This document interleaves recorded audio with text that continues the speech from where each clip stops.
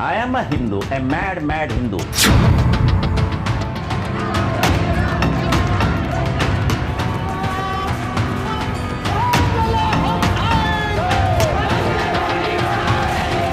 शिवसेना के संस्थापक बाल ठाकरे ने अपने साथ साथ पार्टी को भी हिंदू हितों की रक्षा करने वाली कट्टर पार्टी के तौर पर आगे बढ़ाया।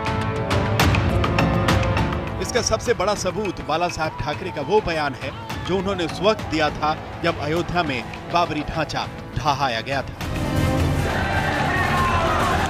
जब वीएचपी बीजेपी के नेता, जिसमें यूपी के तत्कालीन मुख्यमंत्री कल्याण सिंह भी शामिल थे, वो बीजेपी सदस्यों के शामिल होने से इनकार कर दिया करते थे, तब बाल ठाकरे सीना ठोक कर कह रहे थे, हाँ, हमने ही तोड़ी बाबरी, हमने मिटाया कलंक।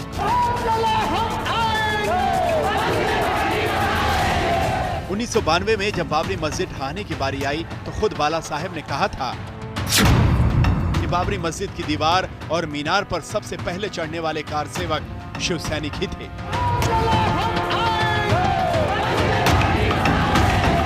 ऐसा कहा जाता है कि सबसे पहले शिव सैनिक ही उसके गुंबद पर सवार हुए और फिर उसके बाद बाकी कारसेवकों में जोश आ गया। बाला साहेब ने यह बयान ऐसे समय में दिया था जब लोग आक्रामक हिंदुत्व को पसंद करने लगे थे। उमा भारती जैसे बीजेपी के कुछ नेताओं ने इसकी पुष्टि की थी कि गुंबद पर चढ़ने वाले मराठी बोल रहे थे और मंच से अपील के बावजूद वो उनकी बात नहीं सुन रहे थे क्योंकि उन्हें हिंदी समझ में नहीं आ रही थी। जानकार बताते हैं कि बाल ठाकरे ने उन्हें डायरेक्ट एक्शन के लिए भेजा था। कोई साजिश नहीं थी, सब कुछ खुल्लम खुल्ला था। साजिश तो तब होगी जब मन में कुछ और हो, बाहर कुछ और हो। बाला साहब ठाकरे ने कहा था कि ढांचा ढहाए जाने के दौरान कुछ शिव सैनिकों की मौत हो गई थी और उन्हें उन पर गर्व है। उस वक्त अशोक सिंघल जैसे वीएचपी के नेता ने कहा था कि बाला साहेब में साहस नहीं था, इस वजह से वो 1992 में अयोध्या नहीं आए। इस पर बाला साहेब ने पार्टी के मुखपत्र सामना में कहा था,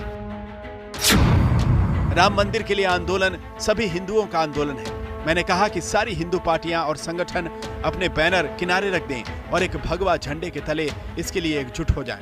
ऐसा हो नहीं सका, इसलिए मैं अयोध्या नहीं गया।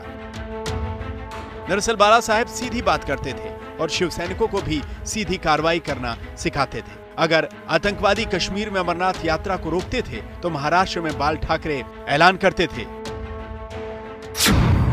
कि अगर अमरनाथ यात्रा रुकी तो हज यात्रा भी नहीं होगी। अयोध्या में राम मंदिर से लेकर हिंदुत्व के ऐसे ही तेवर की वजह से शिवसेना का उदय महाराष्ट्र में तेजी से हुआ, लेकिन बीजेपी से तनातनी के बाद उद्धव की कमान में शिवसेना अक्सर मुद्दों से भटकती दिखती है। ऐसे में यह सवाल पूछा जा रहा है कि क्या अयोध्या जाकर राम मंदिर निर्माण की हुंकार भरकर उद्धव ठाकरे महाराष्ट्र में शिवसेना की जड़ों को फिर से मजबूत करने में जुटे हैं? सवाल यह भी है कि क्या बाल ठाकरे ने 6 दिसंबर 1992 में बाबरी मस्जिद विध्वंस के बाद पार्टी को नई ऊंचाइयों तक पहुंचाया था, वहां तक उद्धव फिर से ले जा सकेंगे?